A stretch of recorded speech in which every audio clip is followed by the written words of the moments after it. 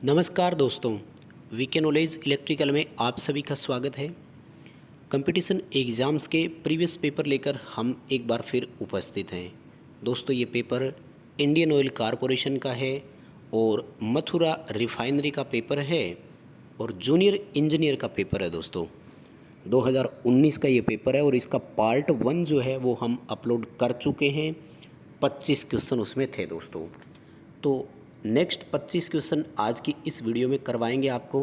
Complete video को last तक ज़रूर देखना, काफ़ी अच्छे क्वेश्चन है और आईटीआई के लिए बड़े इंपॉर्टेंट है, क्योंकि आजकल इस तरह के क्वेश्चंस आईटीआई में देखने को मिलते हैं। तो ज़रूर आप इस वीडियो को लास्ट तक देखिएगा। आइए दोस्तों, शुरू करते हैं। सवाल नंबर 26 से 26वां सवाल आपकी स्क्रीन पर है।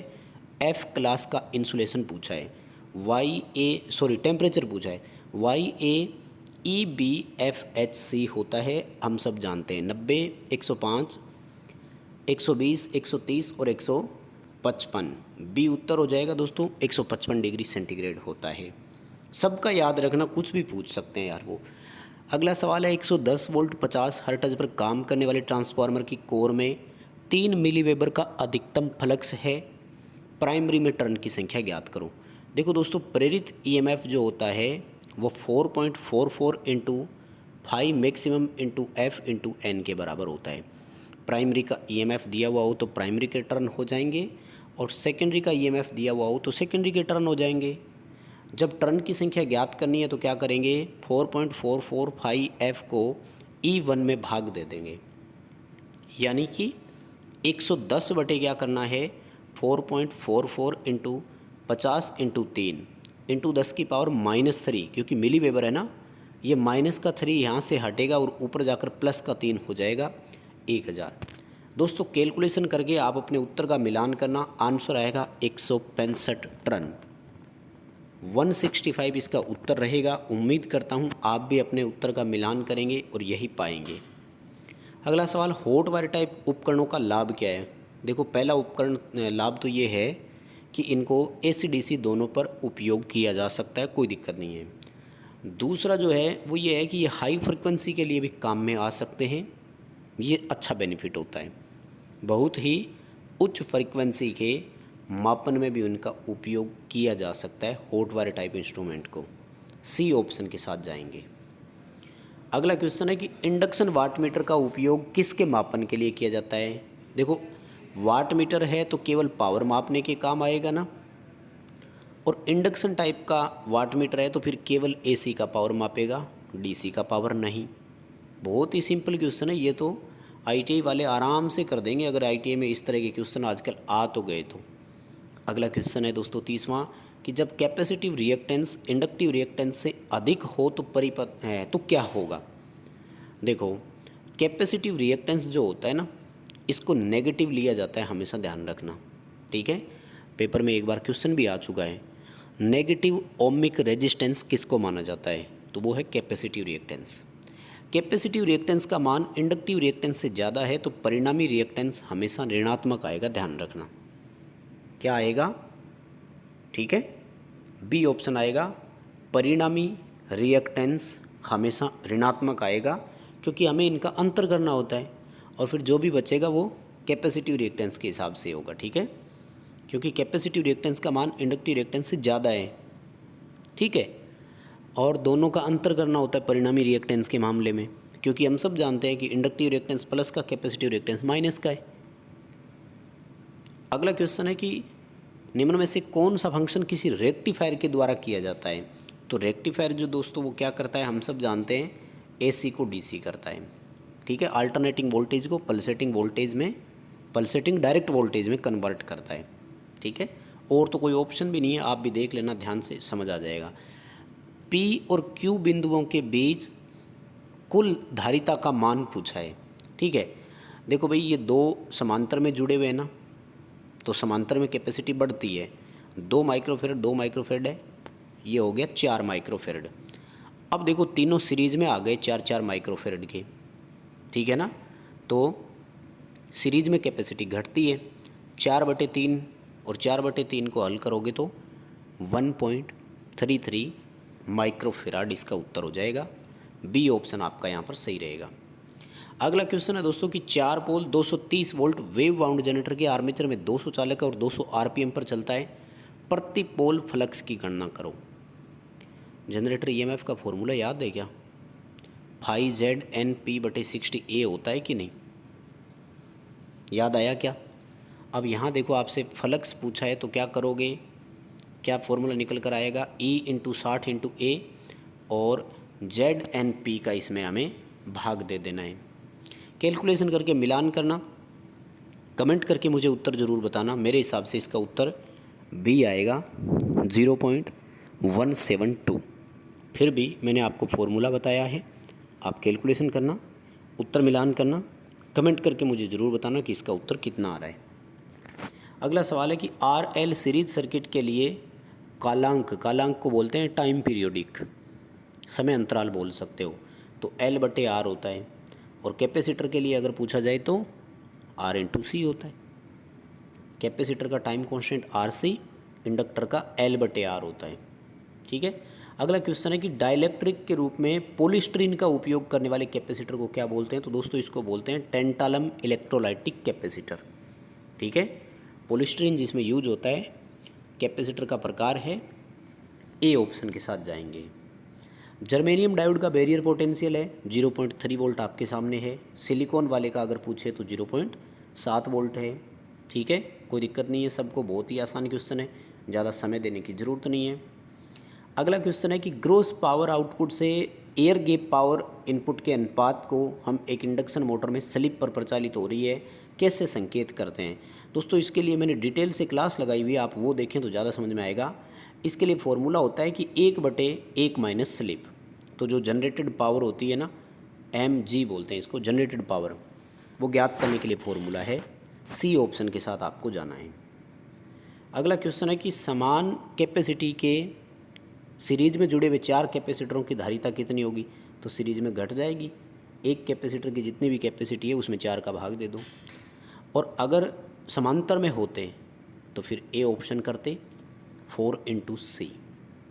अब देखो दोस्तों, अगर क्वेश्चन आप देखते हैं तो आपको भी लगता है ना कि आजकल तो ऐसे क्वेश्चन IIT में भी आते हैं। किसी टाइम में जूनियर इंजीनियर का एग्ज़ाम ऐसे होता था, देखो 2019 में। और कैपेसिटिव रिएक्टेंस AC सर्किट में किसकी व्युत्क्रमानुपाती है? तो XC जो है इसका फॉर्मूला देखो, 1/2πfc फ्रिक्वेंसी के और धारिता के व्युत्क्रमानुपाती होता है, दोनों में से जो भी ऑप्शन आ जाए। DC मोटर की गति, देखो DC मोटर की गति बैक EMF के समानुपाती और फील्ड फ्लक्स के व्युत्क्रमानुपाती है। इस आधार पर एक फॉर्मूला तो ये बनता है कि EB/φ। अब अगर ध्यान से देखें ना तो EB/φ केवल एक ही ऑप्शन में है, बी ऑप्शन में, हालांकि थोड़ा गलत है, मैं इसको सही नहीं मानता। फिर यहाँ n बराबर K इंटू EB/φ होना चाहिए था। तो क्या होना चाहिए था इसका? अब ऑप्शन नहीं है तो बी करेंगे। इसने K बटे में लिख रखा है, जबकि K एक्चुअल में तो ऊपर ही आना चाहिए था। कांस्टेंट को हमेशा ऊपर मल्टीप्लाई करते हैं, ये याद रखना। अगला सवाल देखो, आंतरिक प्रतिरोध 10 ओम है और टर्मिनल पर 10 वोल्टेज दे रहा है। लोड के लिए अधिकतम शक्ति का पता लगाइए जिसे स्थानांतरित किया जा सकता है। देखो अधिकतम पावर ट्रांसफ़र का फॉर्मूला तो हम सब जानते ही होंगे ना, जब लोड प्रतिरोध सोर्स प्रतिरोध के बराबर हो तो मैक्सिमम पावर ट्रांसमिट की जाती है। ठीक है। अब इसने ये पूछा है कि अधिकतम शक्ति कितनी मिल रही होगी। बहुत सिंपल सी बात है, आंतरिक प्रतिरोध कितना है? 10 ओम, टर्मिनल पर वोल्टेज कितनी है? 10 वोल्ट। भाई सीधी सी बात है, अधिकतम पावर ट्रांसफ़र हो रही है तो लोड का प्रतिरोध भी कितना होगा? 10 ओम। और लोड को वोल्टेज कितनी मिल रही है? टर्मिनल पर वोल्टेज की बात कर रहा है, ध्यान रखना, बाहरी वोल्टेज कहलाती है ये हमेशा। ये वो वोल्टेज होती है जो लोड को मिलती है, 10 वोल्ट मिल रही है, तो उस लोड की पावर निकाल दो ना V²/R से, उससे 10 वोल्ट मिल रही है, 10 ओम उसका रेजिस्टेंस है, पावर भी कितनी आएगी? 10 वाट आएगी। इसमें ऐसा कोई ऑप्शन ही नहीं है। ठीक है, कैलकुलेशन करके आप भी ज़रूर मुझे बताना, कोई और तरीका भी आपके पास अगर हो तो हम करेंगे। अगला दोस्तों सवाल है कि बिजली की आपूर्ति के लिए किस प्रकार के कंपाउंड जनरेटर का उपयोग कौन करता है निम्न में से? पावर सप्लाई के लिए तो कंपाउंड जनरेटर हर जगह काम में ले सकते हो आप, रेलवे सर्किट में भी ले सकते हैं, औद्योगिक मोटर में भी, लिफ्ट में भी ले सकते हैं। क्यों? क्योंकि क्यूमुलेटिव कंपाउंड 3 तरह का है, level compound, under compound, over compound, और सबका अलग अलग फंक्शन होता है, तीनों काम आ जाते हैं। आगे दोस्तों सवाल है, इंडक्शन मोटर में उच्च स्टार्टिंग टॉर्क जो है वो 5 से 7 गुना होता है, ठीक है ना। किस में होगा, तो ये कैपेसिटर स्टार्ट मोटर में होगा। क्यों, क्योंकि इस मोटर में जो कैपेसिटर लगता है ना वो बड़ा होता है, ठीक है। कैपेसिटर रन मोटर में तो लगभग 2 से 2.5 माइक्रोफेरेड का ही होता है, और सैडेड पोल मोटर का तो सबसे कम होता है टॉर्क। सी ऑप्शन के साथ ही जाएंगे। अगला क्वेश्चन, स्टोरेज बैटरी में ऊर्जा संयंत्र में किस बैटरी का उपयोग करते हैं। पावर संयंत्रों में स्टोरेज के रूप में लेड एसिड बैटरी ही सबसे ज़्यादा काम में लेते हैं, और प्रत्येक बैटरी लगभग 2 वोल्ट के हिसाब से डिज़ाइन होती है। यहाँ पर करंट रेटिंग ज़्यादा होती है इनकी। अगला दोस्तों सवाल है, 5 केवीए 220 वोल्ट 110 वोल्ट का ट्रांसफार्मर 50 हर्ट्ज 110 वोल्ट 50 हर्ट्ज पर फीड किया जा रहा है, तो सेकेंडरी साइड वोल्टेज कितनी होगी। देखो भाई, सेकेंडरी साइड जो वोल्टेज मिलेगी ना वो कहीं ना कहीं प्राइमरी साइड पर भी निर्भर करती है, ध्यान रखना। अगर 220 वोल्ट प्राइमरी में हो तो सेकेंडरी में 110 मिलेगी, लेकिन अगर प्राइमरी में ही 110 होगी तो सेकेंडरी में 55 वोल्ट ही मिलेगी, ये कन्फर्म है। क्योंकि टर्न प्रति वोल्ट का मान जो होता है ना वो प्राइमरी और सेकेंडरी में एक समान होता है, ठीक है ना। इसलिए अगर प्राइमरी की कम होगी तो सेकेंडरी की ऑटोमेटिक डाउन हो जाएगी। अगला सवाल है कि किस पदार्थ का उपयोग स्थायी चुंबक के लिए करते हैं। तो स्थायी चुंबक के लिए देखो स्टील भी काम में लेते हैं, एल्निको भी काम में लेते हैं, तो फिर ये टिकोनल भी आ जाएगा और डी हो जाएगा उपरोक्त सभी। अगला सवाल है, मुख्य पोल रोटर बड़े टर्बो अल्टरनेटर में उपयोग नहीं किए जाते, क्यों। मुख्य पोल नहीं है यहाँ पर, सेलिएंट पोल पूछा है इसने, ठीक है ना, ठीक है। और सेलिएंट पोल टाइप का ना लेकर के अपन क्या करते हैं कि टर्बो अल्टरनेटर में बेलनाकार वाले का उपयोग सबसे ज़्यादा करते हैं। तो इसमें दोस्तों ए ऑप्शन करेंगे अपन, कॉपर लॉस उसमें अत्यधिक होता है, क्योंकि बड़े पोल होते हैं ना उनमें कॉपर लॉस ज़्यादा होता है। जबकि देखो विंडेज लॉस ये गति पर डिपेंड करता है, तो ये तो बेलनाकार रोटर में ज़्यादा होता है, क्योंकि बेलनाकार रोटर 3000 आरपीएम वाले होते हैं। और यांत्रिक दोलन भी बेलनाकार रोटरों में ज़्यादा होता है, कंपन जो है ना, वाइब्रेशन, क्योंकि वो तेज़ गति से चलते हैं। ए ऑप्शन के साथ जाएंगे, कॉपर लॉस उनमें ज़्यादा होता है क्योंकि वो बड़े आकार के होते हैं, फील्ड वाइंडिंग ज़्यादा रखी जाती है उन पर। और अगला सवाल है, बीसीडी एक डिजिट को स्टोर करने के लिए कितने बिट की आवश्यकता है। पूरा नाम बाइनरी कोडेड डेसिमल होता है और 4 बिट स्टोरेज कहलाता है, ये ध्यान रखना। और अगला सवाल है, केवीएल का उपयोग करना है, करंट का पता लगाना है 400 किलो ओम से होकर प्रवाहित हो। देखो 400 किलो ओम और 100 किलो ओम दोनों सीरीज में लगे हुए हैं, ठीक है ना। 20 वोल्ट सप्लाई दी हुई है, तो I बराबर V/R का फॉर्मूला लगा देना, 20 वोल्ट में 500 किलो ओम का भाग दे देना, उत्तर आ जाएगा। कैलकुलेशन करके भाई मिलान कर लेना, आई थिंक उत्तर इसका डी आएगा 0.04 मिली एम्पियर। और दोस्तों 50वां क्वेश्चन आपकी स्क्रीन पर, अल्टरनेटर में कब आर्मेचर रिएक्शन आंशिक रूप से डीमैग्नेटाइजिंग प्रकार का है। विचुंबकन तब होता है जब लैगिंग पावर फैक्टर हो, ठीक है ना।